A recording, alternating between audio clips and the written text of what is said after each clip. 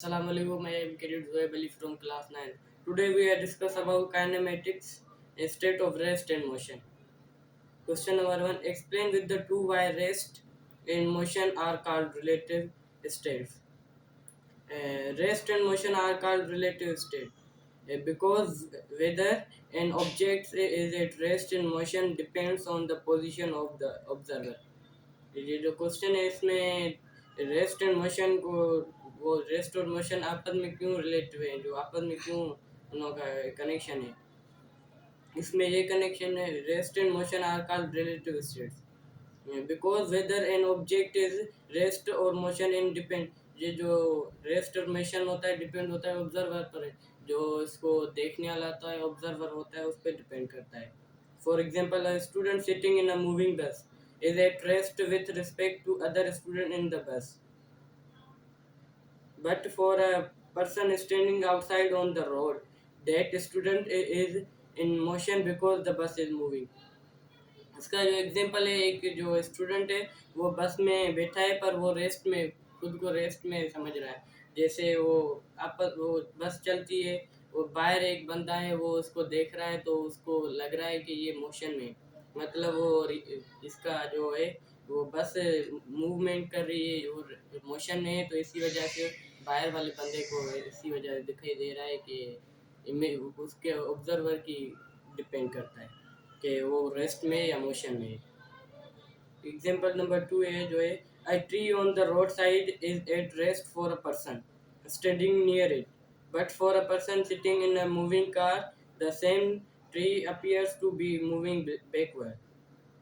दूसरी जो एग्जांपल है, एक जो ट्री है जो दरख्त है वो रोड की साइड में लगा हुआ है और एक पर्सन जो है वहीं पे खड़ा है वो उसको रेस्ट में महसूस कर रहा है. जब वो वही बंदा जो गाड़ी में बैठ के जा रहा है तो उसको वही ट्री जो है ना पीछे की तरफ जाते हुए पीछे की तरफ मूव कर रहे हुए नजर आता है. उसकी ऑब्जर्वेशन की वजह से उसको महसूस होता है ऐसे कि ट्री पीछे जा रहा है. Question number 2 is define the following types of motion with three examples each. Translate motion.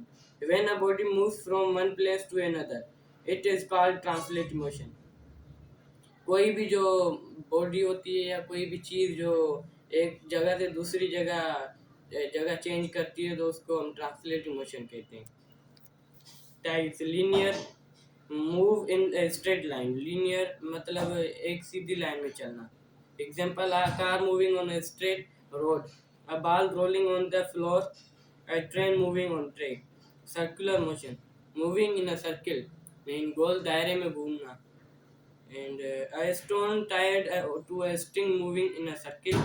Motion of a fan blade जैसे कि ये पंखा चलता है उसके जो मूवमेंट होती है राउंड होती है, सर्किल की तरह होता है. और नंबर 3 जो है random moving in any direction, किसी भी डायरेक्शन में मूव करना.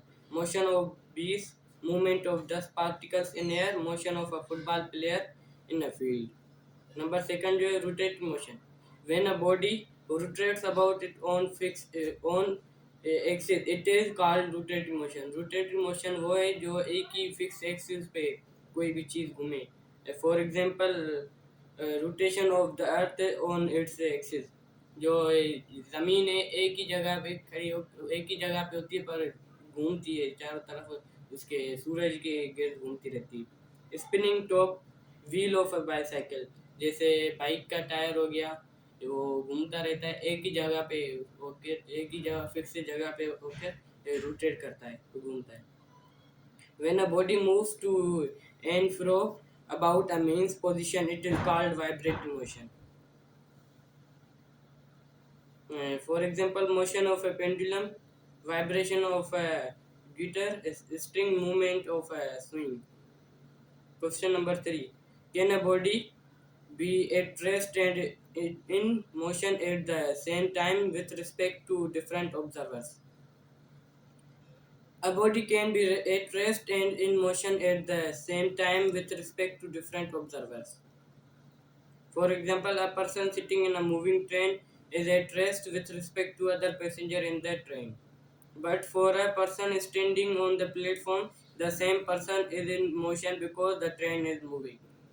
इसकी जो एग्जांपल है, एक जो बंदा है वो बैठा हुआ है रेस्ट में, और दूसरा जो बंदा है उसको ऑब्जर्व कर रहा है कि वो एक एक ही जगह पे मीन बैठा हुआ है रेस्ट में, मोशन में नहीं, क्योंकि वो एक ही ट्रेन में है, वो एक ही जगह पे। और दूसरा जो बंदा है वो बाहर प्लेटफॉर्म पे खड़ा है और उसको वो ऑब्जर्व कर रहा है कि ये बंदा वो जो है ना पर्सन वो मूवमेंट में मोशन में है, क्योंकि इस वजह से जो ट्रेन है मूवमेंट कर रही है, इसी वजह से उसको लग रहा है, महसूस हो रहा है कि ये मोशन में। This show that rest and motion depend on the observer. That why we say rest and motion are called related. ये जो इसलिए हमें शो होता है, इसी वजह से रेस्ट एंड मोशन वो डिपेंड करता है ऑब्जर्वर पे। इसी वजह से हम ये कह सकते हैं कि रेस्ट एंड मोशन आपस में रिलेटिव हैं। आज का मेरा यही टॉपिक था। मैं उम्मीद करता हूँ कि आपको मेरा आज का वीडियो अच्छी लगी। खुदा हाफिज़, अस्सलाम वालेकुम।